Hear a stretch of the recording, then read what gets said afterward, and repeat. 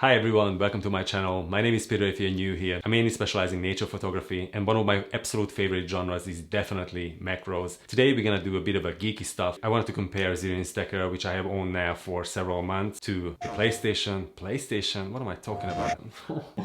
So I wanted to compare it to, I'm having a blackout. I wanted to compare it to, what did I want to compare it to? Photoshop. Yeah, I got there in the end.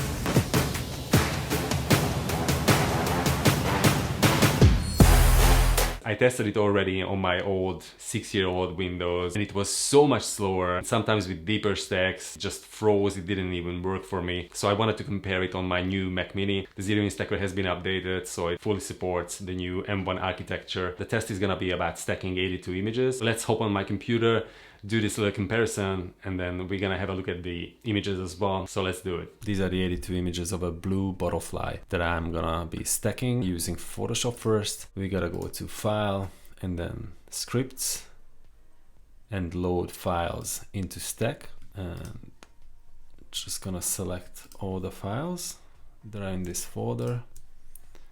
Open.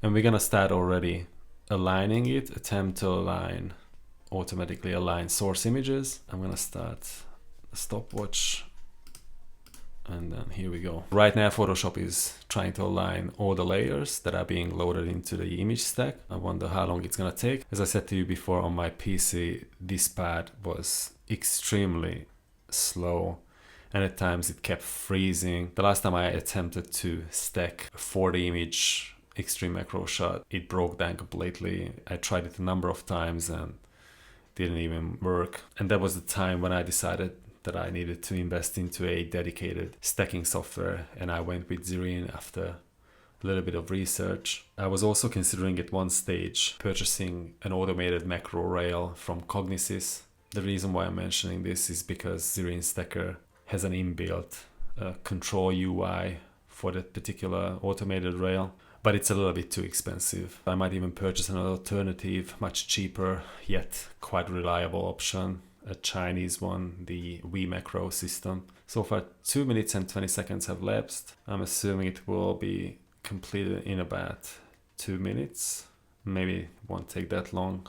I can tell you one thing though, that this is already considerably faster than my PC. I'm gonna just stop the stopwatch once it's completed. Okay, the image has been aligned. On the Mac Mini it took 3 minutes and 5 seconds to align 82 separate images. If I zoom in, you can see that down at the bottom and actually on each side we'll have to crop in. That is why it is extremely important when you are framing up your subject to leave enough space around your subject. Otherwise you will run into issues when you have to do so much post-processing and content-aware fill and such, and you don't want to really mess that part up.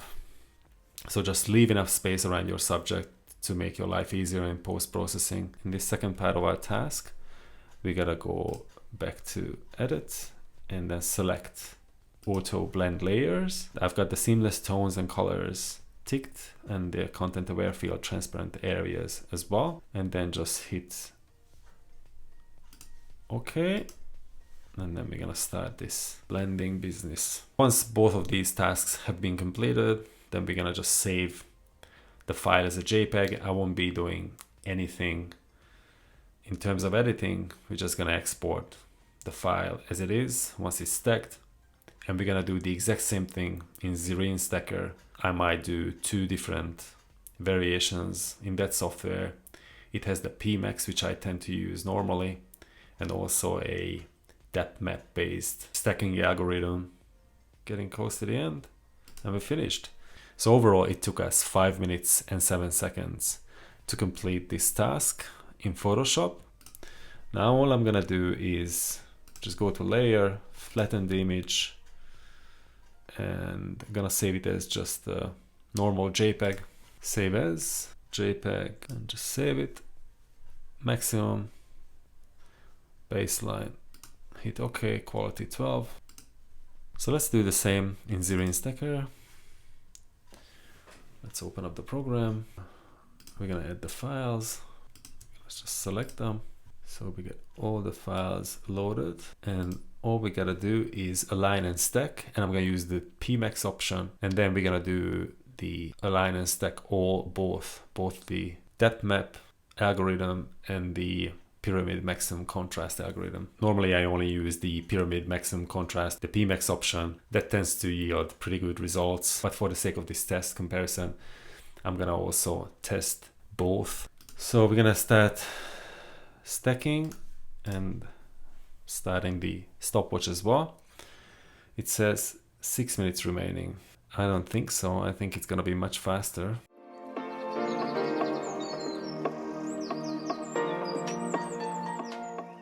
I think the deeper the stacks, the more efficient Zerene Stacker becomes compared to Photoshop, and shows its true strength.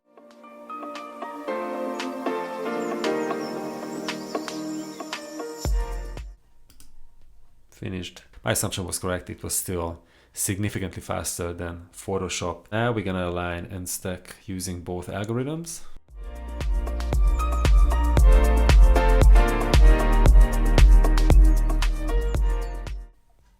So this is the final image using both algorithms. I'm just gonna save it, save output image. I'm just gonna call it PMax and DMap. We've got all three images opened. The first one was done in Photoshop. The second one was in Zerene using both the pyramid maximum contrast and the depth map algorithms combined. And then the third one is my preferred option, my preferred way of creating stacked images is the PMax. If I zoom in, I want to show you guys these little worm trails. For example, here, they are much more pronounced. Those are actually sensor dust. So keep your sensors as clean as possible. Then again, I could have fixed this very easily in Lightroom, doing a bit of cleaning and then just sync it through the entire stack.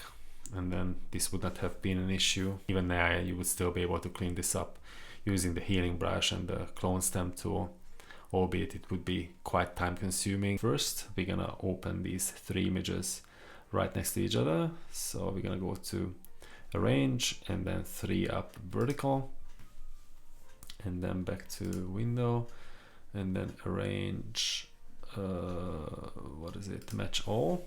The shot on the right side was done in Photoshop, and the other two shots were done in Zerene. The one in the center used both the pyramid maximum contrast algorithm and the depth map algorithm, whereas the one on the left side only used the pyramid maximum contrast algorithm, and that is the one that I normally use. Let's zoom in.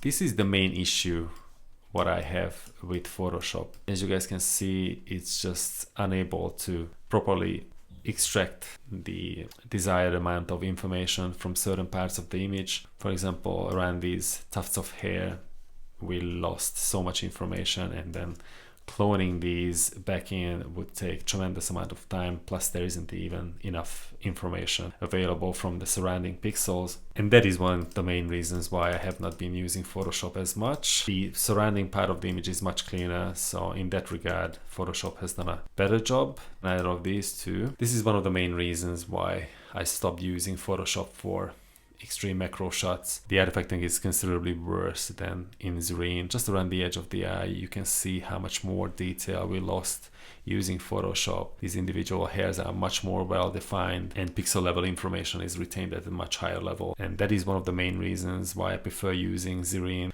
Actually, Photoshop did a pretty good job at the bottom part of this image.